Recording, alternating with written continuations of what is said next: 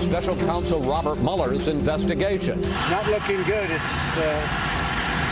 quite sad to see that. Can you say flatly that Congress will pass this tax plan this week? I can. It's a historic moment, and we're excited to be here. America's busiest airport goes dark. We have to go through the tunnels that are pitch black. It's scary. It's a nightmare.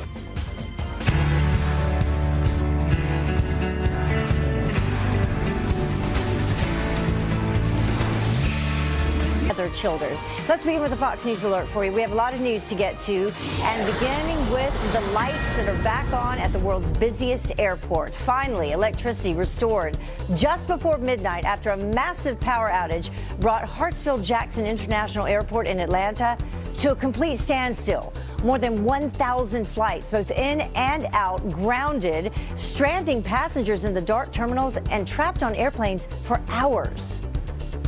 I literally spent a whole 7 hours on an airplane without food or water, and then they finally let us off. And then I walk into a dark room where everyone's sleeping on the floor. Can you imagine that? Well, officials blaming a fire. They say it broke out in an underground electrical facility. Already more than 300 flights have been canceled today as we begin one of the busiest travel weeks of the year. And we'll have much more on all of this in a live report from the Atlanta airport coming up in our next half hour. And of course, that impacted airports all over the rest of the place. Well, today kicks off a big week on Capitol Hill. Investigators from our nation's top agencies will be grilled about allegations of bias in the FBI and the DOJ. This, as everyone is asking, will President Trump fire Special Counsel Robert Mueller? Todd Pirro joins us now with that and the latest in the investigation that is changing by the day. Good morning, Todd. Good morning to you, Heather. First up, Bruce Ohr expected to testify today in a closed-door hearing before the Senate Intelligence Committee. He is the former Associate Deputy Attorney General demoted at the Justice Department in the wake of revelations about undisclosed meetings he had with officials from Fusion GPS. That's the company that commissioned that anti-Trump dossier containing salacious allegations about then-candidate Donald Trump. Ohr's wife, Nellie Ohr, worked at Fusion GPS, specifically on Trump-related issues. Then tomorrow, it's Deputy FBI Director Andrew McCabe. He will appear before the House Intelligence Committee, where Republicans on the panel are likely to grill him about Bruce Ohr and FBI agent Peter Strzok. Of particular interest is a text from Strzok that makes an apparent reference to a conversation in August 2016 in McCabe's office, cryptically referencing an insurance policy if Trump won the election. With this as the backdrop, President Trump was asked yesterday about rumors he will fire Russia Special Counsel Robert Mueller. No, I'm not. No. But there's still a slew of Trump transition team emails obtained by Mueller as part of the probe, which Trump team lawyers said were obtained illegally. It's not looking good. It's quite sad to see that. So my people were very upset about it. There's no collusion whatsoever, but a lot of lawyers thought that was pretty sad. Mueller's team defended their possession of these emails, saying they were legally obtained in the course of an ongoing criminal investigation. Heather? All right, Todd, much more to come on this. Thank you very much. Well, the White House shooting down those rumors. You heard President Trump himself saying it's not true, saying that they're getting ready to fire Special Counsel Mueller. Rich Lowry, editor for the National Review, says that there needs to be an investigation into bias within Mueller's team, but explains why firing Mueller would be a critical mistake. A lot of these texts, they are stupid, they are embarrassing, they're not necessarily sinister. The sinister one is the insurance policy text. We need to hear from Strzok under oath about what he meant by that. I also think there's enough now to be worried about this investigation. I think Bob Mueller, for his own good, should dismiss Andrew Weissman, who's a Democratic partisan. His top deputy also sent an anti-Trump email. And Jeff Sessions should bring in an outside district attorney who has some independence to look into the entirety of how DOJ and the FBI handled 2016 and to get to the bottom of it. But if Donald Trump takes from all this a permission slip to fire Bob Mueller, it'll be a catastrophic mistake. And the irony is here, as far as we know, it looks like Mueller is not turning up evidence of collusion. So I think if Trump could just sit tight, Mueller probably will vindicate him at the end of the day. And former Attorney General for the Obama administration, Eric Holder, called for Americans to hold peaceful mass protests if President Trump does fire special counsel Robert Mueller, calling it a, quote, absolute red line. Although, again, the president said it's not true. He's not going to do it. Well, Deputy Wasserman Schultz, meantime, also set to face some tough questions on Capitol Hill today. CNN reports that the Florida Congresswoman will be interviewed by the House Intelligence Committee as part of its probe into Russian interference in the 2016 election. Wasserman Schultz resigned as DNC chair last July after some leaked emails revealed party officials were favoring Hillary Clinton. She's also denied knowing about an arrangement for the DNC to help fund the anti-Trump dossier. Well, the worldwide effort to nullify President Trump's historic Jerusalem decision is intensifying today. The United Nations Security Council expected to vote on a measure from Egypt that would void the declaration of the ancient city as Israel's capital. But the United States is expected to veto. If that happens, the proposal may go to the UN General Assembly. The vote comes after President Trump announced plans to move the U.S. Embassy from Tel Aviv to Jerusalem. President Trump is expected to make good on his America First promise by unveiling his first national security strategy today. Likely at the top of his objectives, rebuilding our military and taking on terror. Kelly Wright is live for us from Washington, D.C. with what we can expect. Good morning, Kelly. Heather, good morning to you as well. There's an embargo on the specifics of the president's Trump speech until 5 a.m. However, when he gets involved into the national security issue, he is expected to discuss terrorism, economic competition from China, and the need to strengthen the U.S. military. During his weekly address, President Trump gave a preview of what he is likely going to speak about on matters of national security. One major concern he focused on the military. The commander-in-chief is urging Congress to provide greater funding to help bolster military readiness. Now, it is critical for Congress to pass the Clean Government Appropriations Bill that fully funds our military needs. We must not play politics with our troops.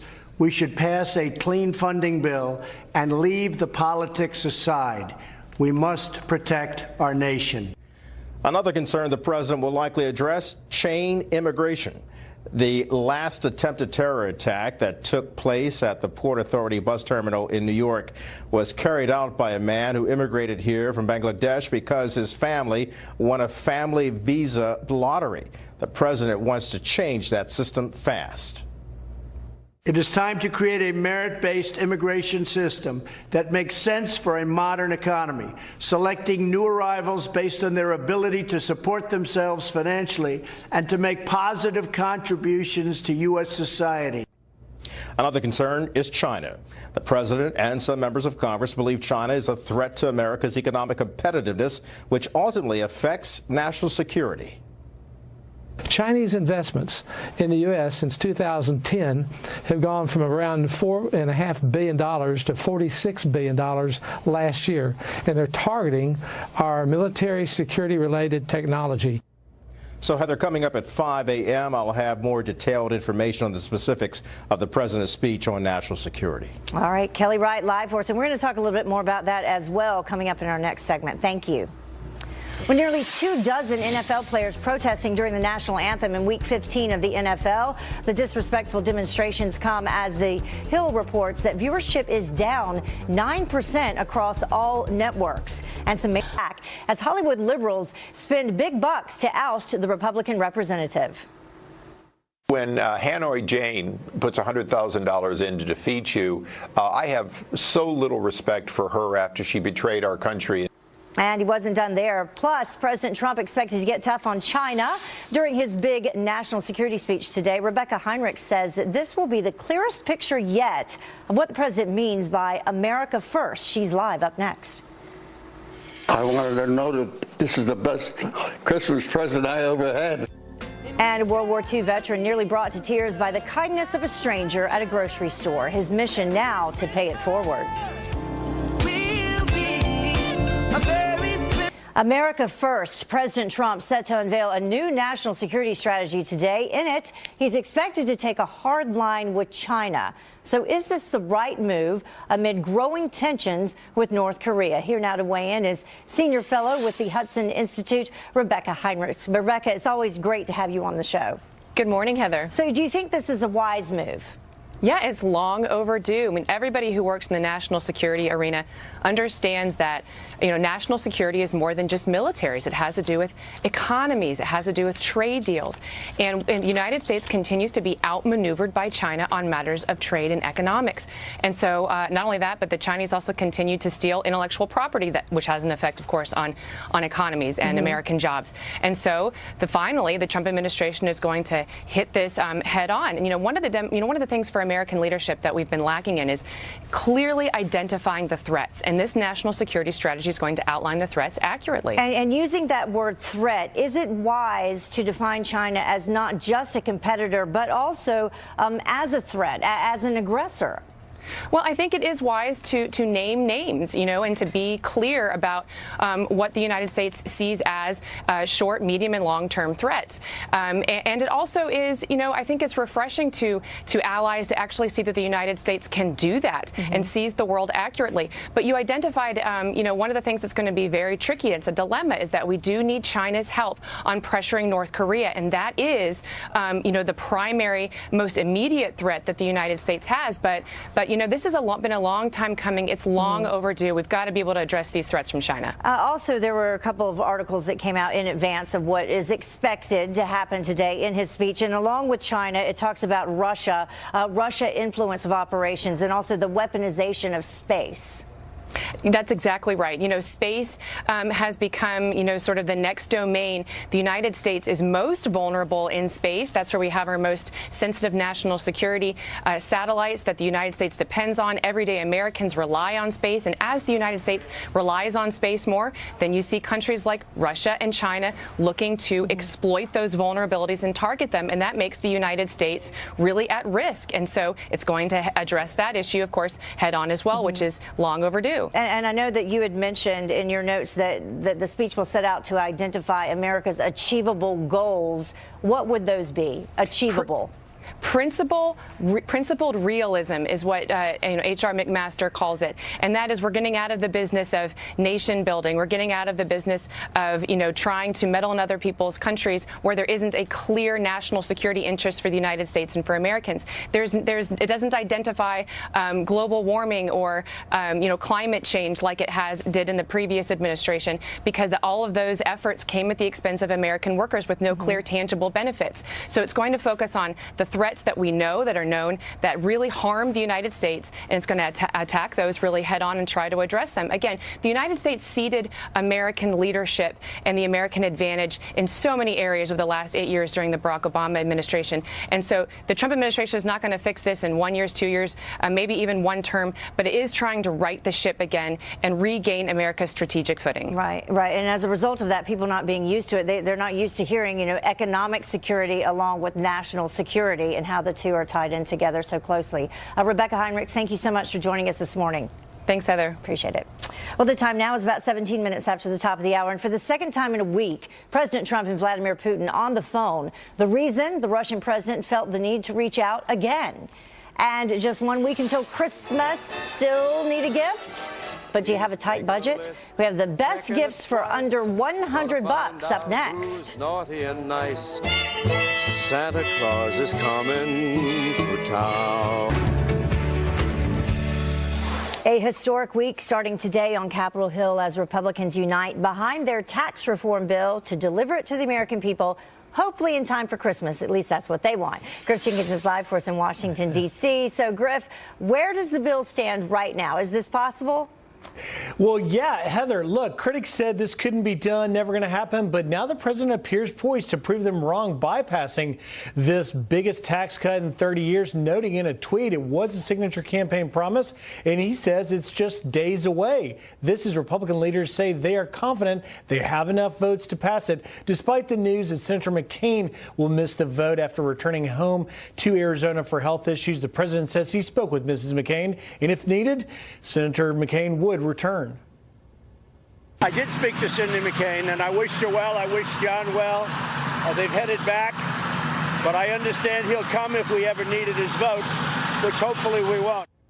Meanwhile, Treasury Secretary Steve Mnuchin took to the Sunday shows highlighting the benefits this will bring to the middle class. You see the stock market at record highs. You see average workers that see their 401ks go up. They already have more money for savings. They're going to get more money in their pockets. This is going to be the largest change in fixing a broken tax system that we've ever had. But Heather, they'll have to do it without the Democrats, none of them on board. And many feel like Senator Sanders does, that it's just a tax cut for the wealthy.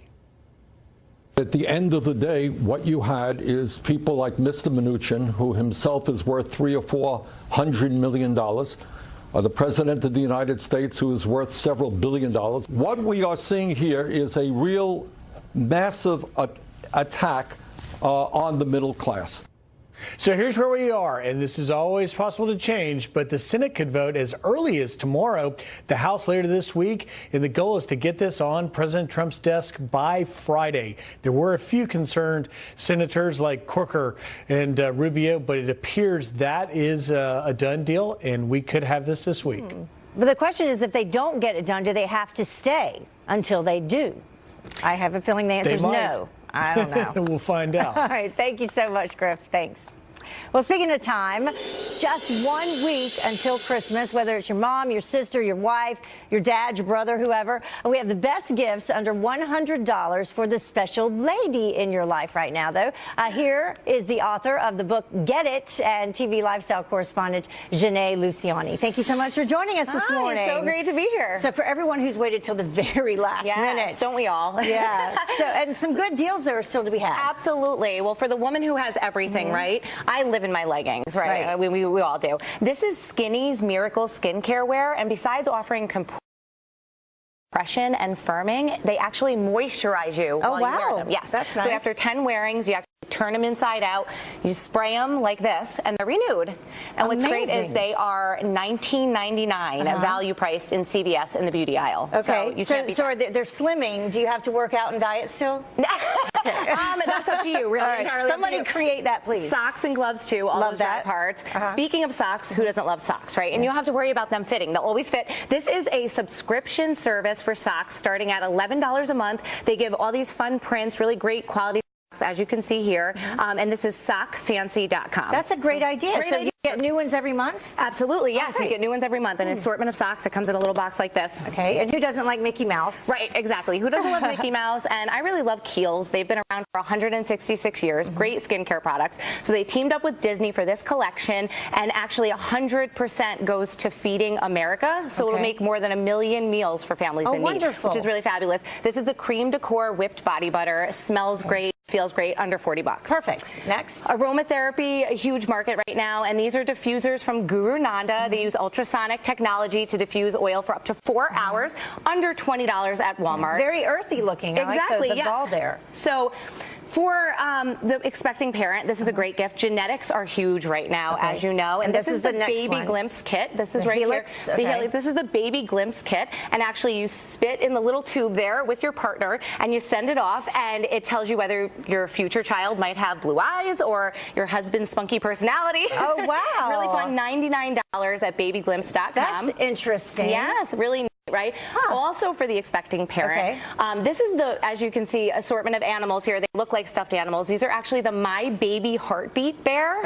And they have a 20-second recorder in them. You take it to the ultrasound, and it records your baby's heartbeat. So you have it forever. So as you can see, $39.99 assortment. Isn't that so cute? We have the Fox here set up, you know. That's what, for you guys. for Fox, That's wonderful, though, and for also for the baby once the baby's born. Absolutely. It's something that you will have forever. Comforting, Absolutely. probably. All right, and finally the Uggs. Who doesn't love boots, right? Exactly. These are actually Kookaburra by UGG. It's UGG's kind of free-spirited sister brand. And what's really fabulous, besides the great styles for women and kids, is they are all under $100. Okay. $54 and up. And that's what makes them different? That's what makes them different. They're actually really great, same kind of quality style. They are made by UGG. And this is like something that I get for like my nieces, my daughters, like everybody lives in these. So great. I mean, this ran the gamut. Yes, right? I know. Yes, from slimming Spanx to boots, and then the spit in that. It's just lots of stuff. Yeah. So anything you could possibly want. Absolutely. Thank you so Something much. for everyone. Really love it. Thank you. Well, the time now is about 30 minutes after the top of the hour, and two key players set to testify on Capitol Hill this week amid some bias claims within the Mueller probe. Now some say that this scandal could be worse than Watergate. Are they right? What do you think? Our political panel is on deck to talk about that. And liberal California, they want to raise their minimum wage to $15 an hour. Why the move will put hundreds of thousands of jobs in jeopardy. Not looking good. It's not looking good. It's quite sad to see that. So my people were very upset about it. I can't imagine there's anything on them, frankly, because, as we said, there's no collusion. There's no collusion whatsoever. President Trump slamming the Mueller probe as top officials head to Capitol Hill to be grilled by lawmakers on potential bias within the probe. Many now saying that this could be, quote, worse than Watergate. So is the investigation slanted against Trump, President Trump, I should say? Here now to debate it is New York City Councilman Joe Borelli and liberal analyst Kathy Aru. Thank you both for joining us this morning. So, Joe, I'll start with you. What's your take on this? Well, I think this testimony and these allegations really play into the heart of whether this whole investigation is legitimate or not. If we just take Peter Strzok's words, his own words in his own text messages, it would seem that there were people involved with both the Hillary Clinton and Donald Trump investigations who were hoping to shape the outcome of the presidential election. I saw, some people want to compare this to Watergate. I think this sounds more like some really well-written Tom Clancy novel where you have people at the highest levels of the FBI trying to influence, American domestic policy and American elections. Yeah, Kathy, I know you're shaking your head. You disagree. Do you agree with the Washington Post that all of this between these two, Agent Strzok and Page, was to cover up an affair that they were having? That seems to be the latest excuse. Right. I mean, it seems quite possible. But with Mueller in charge, I fully trust his investigation. I interviewed him when I was with the Washington Post. And this is a guy who's completely, from what I could tell, is unbiased. He's by the book. And he let these people go. So, if anything, he saw there was a problem and fixed it just like that. But what about all the people that he has brought on board with him and how the majority, if not almost every single one of them, have been Democratic donors? Yeah, but why do that? But Mueller is not a Democrat himself. He worked for George Bush, President Bush. So Mueller but the people that he's brought in. But he's in charge, and he's taking care of the situation. He shows you how quickly he takes care of a situation. This was a problem in 2016. He took care of that situation. What do you think, Joe, in terms of the people that he's brought in to help? This is an all-star team of people who don't like Donald Trump and who really, really like Hillary Clinton. If we look back, right, the FBI and the DOJ are trying to tell us that they followed protocols, gathering these new transition team emails.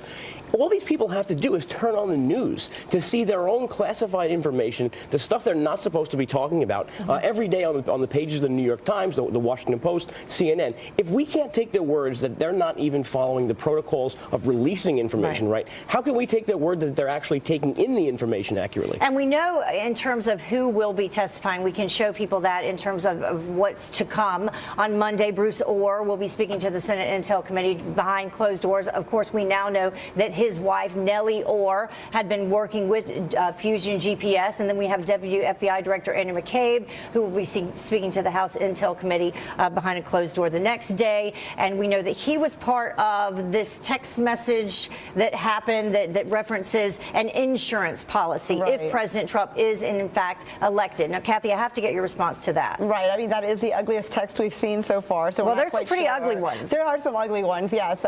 But we're not quite sure. We're not quite sure what's going on. We need more explanation about these texts. So, yes, there needs to be some kind of explanations that we will hear from.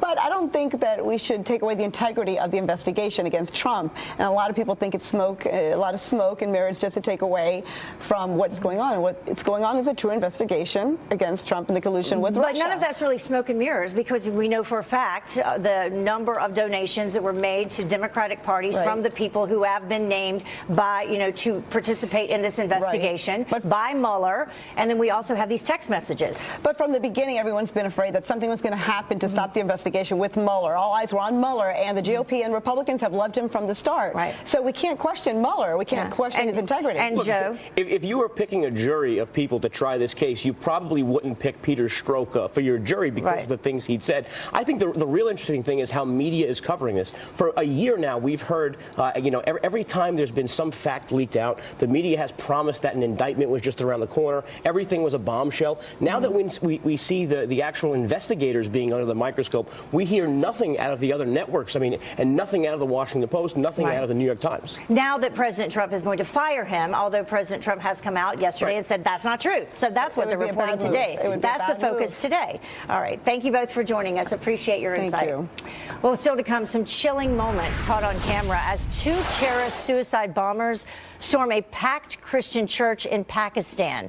Take a look at this. The two men climbing the gate, armed with rifles and wearing explosive vests. 9 people were killed, more than 50 hurt when one detonated inside. But a quick-thinking security guard shot and killed one gunman outside that church where about 400 people were attending a pre-Christmas service.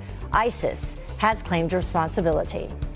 Well, Vladimir Putin praising President Trump for providing intel that prevented terror attacks.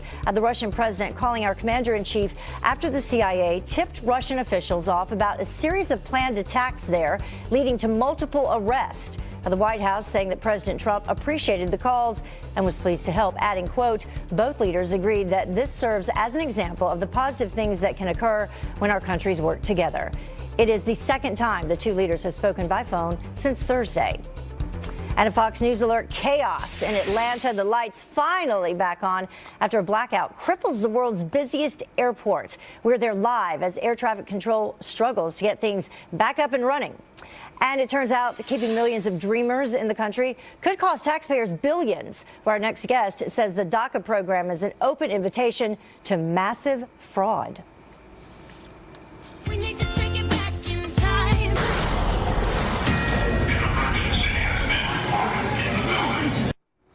Power back on at the world's busiest airport right now after a massive outage. Look at those lines there. It brought flights to a standstill, stranding thousands of passengers.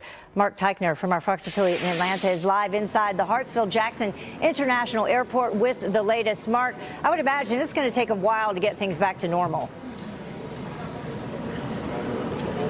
Well, that's right, Heather. They are saying, this Delta, that they hope to have things back to normal by afternoon, but we're hearing from some of the travelers they might not get to their destination for a couple of days. I'm going to step out of the shot, and what you can see are these are all people who are waiting to get rebooked. Now, this is just one of 5 or 6 lines that are all like this, and the line doesn't look necessarily all that long, but it's moving at a snail's pace. Of course, this all because of that power outage that happened last night when a fire broke out at a substation here at the airport. Power out for 10, 11 hours, and it caused hundreds of flights to be canceled. Delta alone, 900 flights yesterday, 300 more today. Folks are trying to get where they're going. They're trying to stay as positive as they can, but as you can imagine, it's been pretty difficult for some. That's the latest from Hartsfield-Jackson International Airport in Atlanta. I'm Mark Teichner for Fox News. All right, Mark, thank you so much. Of course, that will be impacted all over the country as people try to get where they want to go for Christmas. Thank you. Well, the numbers are staggering.